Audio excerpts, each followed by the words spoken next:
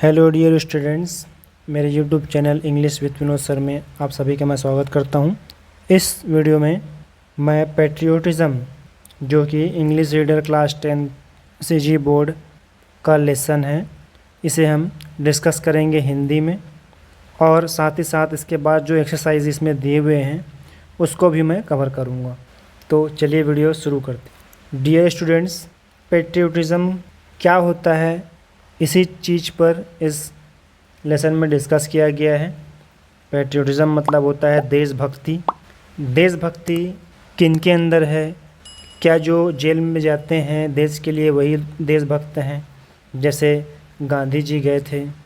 या जो देश के लिए मरते हैं सोल्जर्स, क्या वो लोग सिर्फ देशभक्त हैं? या एक डॉक्टर जो अपने देश में जनता की सेवा के लिए लगा रहता है, क्या वो देशभक्त है? तो इस देशभक्ति पैट्रियोटिज़म को समझाने के लिए ही ये लेसन हमको दिया गया है। इसमें हमें यही चीज़ जानने को मिलेगा। तो इस लेसन में एक नाना जी हैं, वे अपने नाती पोतों को पैट्रियोटिज़म का मतलब समझा रहे हैं। तो इस लेसन में नाना जी बच्चों के इस डाउट को क्लियर कर रहे हैं कि जो गांधी जी जेल गए थे देश के लिए, या बहुत सारे लोग देश के लिए मर गए, सिर्फ उन्हीं को हम पैट्रियोट नहीं कहेंगे। पैट्रियोट मतलब देशभक्त, बल्कि ऐसे बहुत सारे एग्जाम्पल हैं जो देशभक्ति को शो करते हैं। तो इस चीज़ को समझाने के लिए बहुत सारे एग्जाम्पल दिए जाते हैं। जैसे क्या होता है, जब कोई परेड होता है या नेशनल एंथम होता है तो उस समय सभी देश के रिस्पेक्ट के लिए खड़े हो जाते हैं। उस समय भी अपने देश के सम्मान के लिए लोग खड़े हो जाते हैं। तो ये राष्ट्रगान और देश का एक सम्मान होता है। तो इस राष्ट्रगान से संबंधित एक एग्जाम्पल ये दिया गया है। आजकल क्या होता है, मूवीज़ में जब आप जाते हैं मूवी देखने के लिए थिएटर में, तो नेशनल एंथम सबसे शुरू में ही चलता है, पिक्चर स्टार्ट होने के पहले। और ये सही भी है। पहले क्या होता था, पिक्चर के लास्ट में जब एंड होता था उस समय नेशनल एंथम चलता था। तो इससे क्या होता था, जब लोग अपने घर जाने की जल्दी रहती थी, उनको अपने गाड़ी पार्क रहती है उसको निकालने की जल्दी होती थी, तो इससे वो ये सब देखना भूल जाते थे कि राष्ट्रगान चल रहा है थिएटर में, और वो क्या करते थे, बीच में ही हंसते हुए, शाउटिंग करते हुए, है ना, शोरगुल करते हुए निकल जाते थे। तो इससे नेशनल एंथम, राष्ट्रगान का जो है अपमान होता था, देश का अपमान होता था। तो ये नियम बनाया गया कि अब नेशनल एंथम जो है स्टार्ट में होना चाहिए। तो इस तरह से एग्जाम्पल देने के बाद भी जो बच्चे हैं वो पैट्रियोटिज़म का मतलब नहीं समझ पाते कि आखिर पैट्रियोटिज़म है क्या चीज़।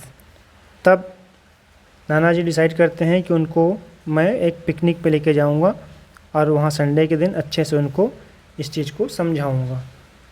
तो संडे को जब पिकनिक जाने का प्लान बनता है तब बच्चे सोचते हैं कि उनको पिकनिक में स्टोरीज सुनने को मिलेगा, ड्रैगन के बारे में, डायनासोर के बारे में। पर ऐसा नहीं होता है। उनको एक सिंपल सी स्टोरी सुनाई जाती है जो कि ये बताता है कि पैट्रियोटिज़म जो है वो क्या है। इससे बताने के लिए नाना जी उन्हें हेमापेट नाम के विलेज में लेकर जाते हैं। उस विलेज में पहुंचने के बाद उस गांव में कुछ लोग आते हैं और नाना जी को अपने साथ लेकर चले जाते हैं। बच्चे भी उनके साथ चले जाते हैं। उसके बाद जब वही गांव पहुंचते हैं तो उन्हें कुछ लोग वहाँ मिलते हैं। उसके बाद वे सभी बच्चे और नाना जी उस गांव पहुंचते हैं। गांव में कुछ लोग आते हैं और उनको लेकर अपने साथ चले जाते हैं। फिर ब्रेकफास्ट नाश्ता वगैरह करने के बाद नाना जी स्टार्ट करते हैं अपनी कहानी। नाना जी बताना शुरू करते हैं कि अराउंड 10 years एगो, 10 साल पहले, there was a young man whose name was Akash. तो आकाश के बारे में एक कहानी बताई जा रही है। He was studying to be a doctor, वो डॉक्टर बनना चाहता था। After he completed his MBBS की डिग्री वो कंप्लीट करना चाहता था। He worked hard and won scholarship to USA, और उसको USA जाने का मौका मिलता है, अमेरिका स्कॉलरशिप मिलता है उसे। He got his master degree and decided to come back, वहाँ उसने मास्टर डिग्री प्राप्त किया और उसके बाद कुछ सालों बाद वह इंडिया आने की सोचा। जबकि along with him 10 of his friends, उसके साथ 10 और जो दोस्त गए थे उन्होंने क्या किया, had also gone for higher studies, जो आगे की शिक्षा के लिए वहाँ गए थे अमेरिका। लेकिन वो लोग क्या किए, they all stayed back but Akash return, वे सभी वहीं रुक गए ताकि वो अच्छे से वहाँ कब पैसा कमाए रहें, वहाँ की फैसिलिटीज़ मिले, इसलिए वो वहीं रुक गए। जबकि आकाश जो है वो वापस आ गया। तो आकाश का ये रवैया ये शो करता है कि वो अपने देश की सेवा करना चाहता था, इसलिए वो वापस आ गया। Akash father was not very happy, इस बात से पेरेंट्स तो यही बोलते हैं कि भाई आप अच्छी जगह जाओ, रहो, कमाओ, खाओ, है ना। लेकिन आकाश के मन में ऐसा नहीं था, वो इंडिया ही आना चाहता था कि वो फॉरेन में डिग्री प्राप्त करे, वहीं कमाए, रहे, खाए, वहीं अपना घर बना ले, पैसा कमाए, ऐसा वो सोचते हैं पेरेंट्स। तो जब उसके पेरेंट्स ये कहते हैं कि वो सभी विदेश में ही रहें, अमेरिका में ही रहें, तो इस बात पे आकाश का जवाब ये होता है कि मेरे देश ने मुझ पर लाखों रुपए खर्च किए हैं मेरे शिक्षा के ऊपर, तो मैं क्या करना चाहता हूँ, इस डेप्ट को, इस ऋण को मैं चुकाना चाहता हूँ। और इसका एक तरीका है कि मैं अपने देश के लोगों की सेवा करूँगा, तभी मैं इस देश की ऋण को चुका सकता हूँ। और ख़ासकर मैं यहाँ विलेजेस में अपनी सेवा देना चाहता हूँ, क्योंकि बहुत से जो डॉक्टर हैं वे डिग्री पाने के बाद विलेज में नहीं जाते हैं बल्कि शहरों में रहना चाहते हैं। तो इस तरह से ये सोच के साथ आकाश इंडिया वापस आ जाता है। इंडिया वापस आने के बाद आकाश गवर्नमेंट हॉस्पिटल में काम करने लगता है और वहाँ तभी 1 साल बाद एक एपिडेमिक, जिसको हम पेंडेमिक भी कहते हैं, जैसे कोरोना वायरस क्या था, एक एपिडेमिक था, पेंडेमिक था, महामारी था, फैलता था, इसको बोलते हैं एपिडेमिक। ब्रोक आउट मतलब फैल गया। गवर्नमेंट हॉस्पिटल में काम करते हुए क्या हुआ कि पास के एक गांव में एक बार एक एपिडेमिक फैल गया। एपिडेमिक मतलब होता है पेंडेमिक, जिसको आप महामारी भी कहते हैं हिंदी में। जैसे कोरोना वायरस एक एपिडेमिक था जो कि छुआछूत की बीमारी थी, बहुत जल्दी ये फैलता था एक से दूसरे व्यक्ति में। तो पास के विलेज में ये बीमारी फैल गई, तो आकाश बिना किसी देरी किए अपना बैग पैक किया और उस गांव में लोगों की सेवा करने के लिए, इलाज करने के लिए वहां चला गया, बिना अपने घर वालों को बताए हुए। और बच्चों को इतनी थोड़ी बहुत जानकारी थी कि एपिडेमिक में क्या होता है, कई बार डॉक्टर भी बीमार पड़ जाते हैं, उनकी भी जान चली जाती है। कुछ समय बाद आकाश क्या करता है, अपने पिताजी को पोस्ट कार्ड भेजता है, एक खबर भेजता है चिट्ठी के माध्यम से कि वो लोगों के इलाज करने में बिज़ी है, इसलिए वह अभी घर नहीं आ सकता है। और आकाश ने ये नहीं बताया कि वो कहाँ है अभी। अगर वह इसको बता देता कि वो कहाँ है, किस कंडीशन में है, तो उसको ये डर था कि कहीं मुझको मेरे पिताजी वापस ना लेके चले जाएं। फिर 2 हफ्ते बाद क्या होता है, पिताजी को एक फ़ोन कॉल रिसीव होता है। उस समय लैंडलाइन का समय था, फ़ोन कॉल उस समय ऐसे हुआ करता था कि आकाश को एक सिटी हॉस्पिटल में एडमिट किया गया है और उसकी जो कंडीशन है अभी बहुत सीरियस है। मतलब कि आकाश भी उस पेंडेमिक की चपेट में आ चुका था। उसके पेरेंट्स तुरंत उसे देखने के लिए भागे और उसकी जो स्थिति थी वो बहुत दयनीय हो चुकी थी। वो बहुत ही ज़्यादा बीमार पड़ चुका था, वह बात भी नहीं कर पा रहा था। तब उनके पेरेंट्स ने उनसे पूछा कि तुम अपने आप को इस तरह से क्यों टॉर्चर कर रहे हो। और उसकी माँ उसको देख के रोने लगती है। इसके बाद भी आकाश अपनी परवाह किए बिना क्या कहता है कि मैं लोगों की हेल्प नहीं कर पाया पिताजी।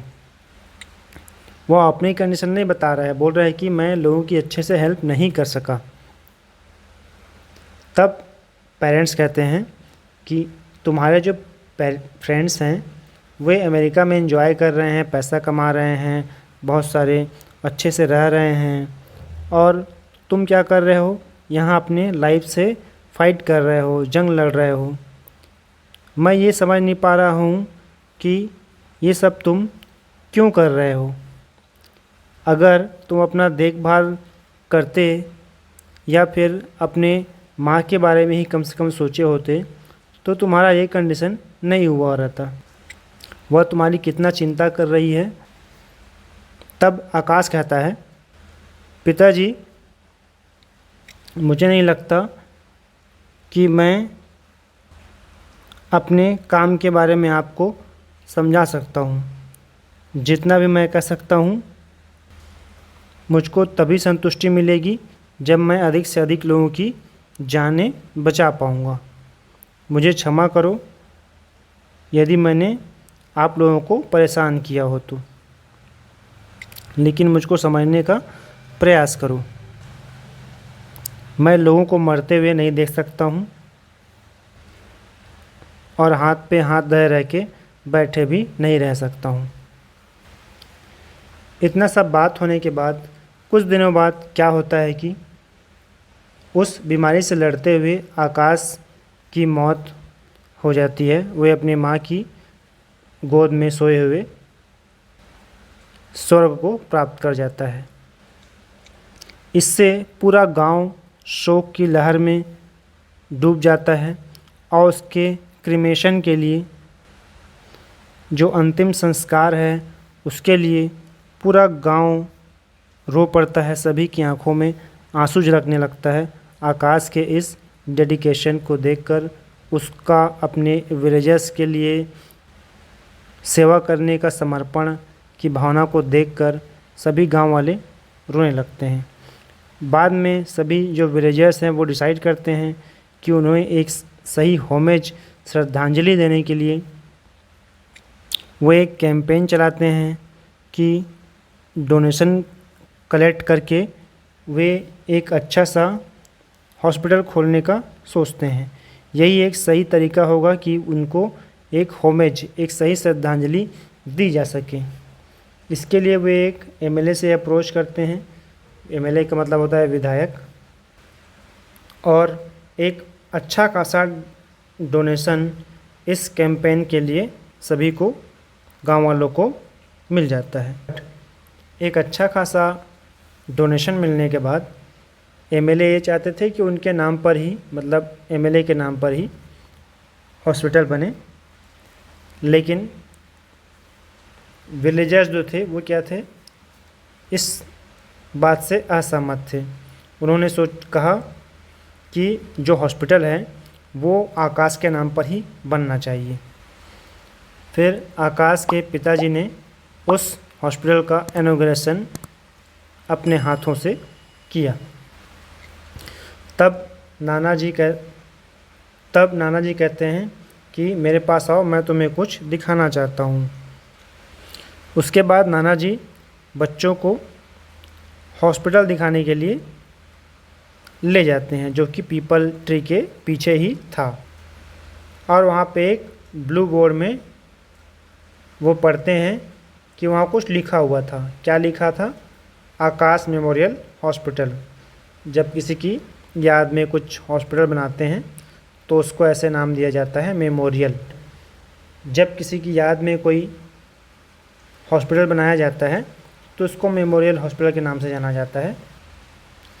और उनको डॉक्टर आकाश राय के नाम से बनाया गया था। उनका पूरा नाम डॉक्टर आकाश राय था। तभी बच्चे देखते हैं कि जो ग्रैंडफादर हैं उनकी आंखों में आंसू आ गया है।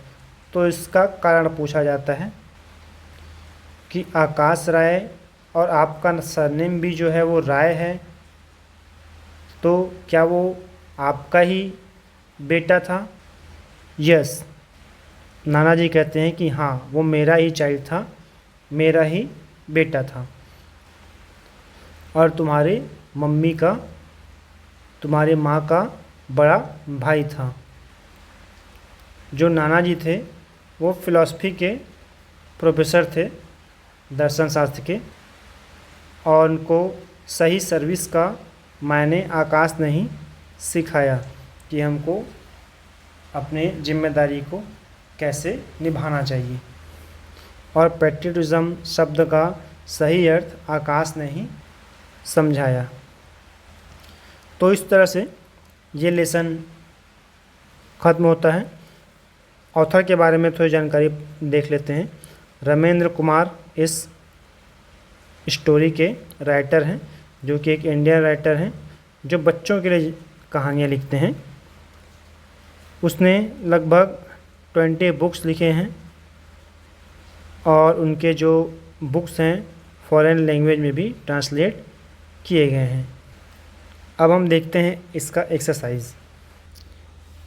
अब इसके एक्सरसाइज देख लेते हैं।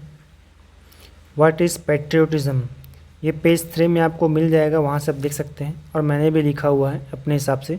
मैंने जहाँ तक कोशिश किया है कि शॉर्ट में सिंपल वर्ड्स में लिखने की कोशिश किया है। ये आप आंसर आप देख सकते हैं। चलिए नेक्स्ट क्वेश्चन देखते हैं। Why is the national anthem not played in the cinema halls these days. ये इजी है, इसका पूरा आंसर यहाँ पे दिया हुआ है पेज नंबर 3 में। यहाँ पे आप देख सकते हैं जी, यहाँ से लेके अर्लियर से लेके नेशनल एंथम यहाँ तक पूरा आपका हो जाएगा क्वेश्चन नंबर 3 का आंसर। ये 3 का आंसर हो जाएगा। तीसरा क्वेश्चन देखते हैं। Why did Nanaji take Ajit and Naina to Himapet. इसका आंसर हो जाएगा Nanaji took Ajit and Naina to Himapet village to show the example of patriotism through Akash's story. Next question देखते हैं। Why did Akash decide to settle down in India, what does it shows about his character. ये चौथा का answer है। Akash decided to settle down in India to repay his dept as his country spent money in educating him. फिर हम paragraph change करके लिख सकते हैं क्योंकि 2 क्वेश्चन है इसी में। This thought of Akash shows his devotion and love for his country. Next question देखते हैं, question number 5।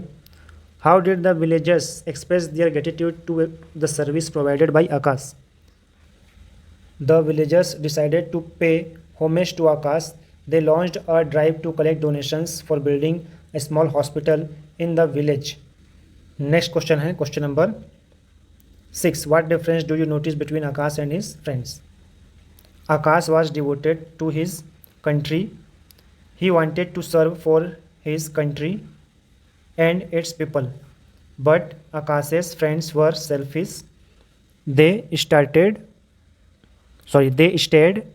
back in foreign for earning money. Question number 7 देखते हैं। If you were in Akash's position, what would you have done? यदि आप आकाश की जगह होते तो क्या करते।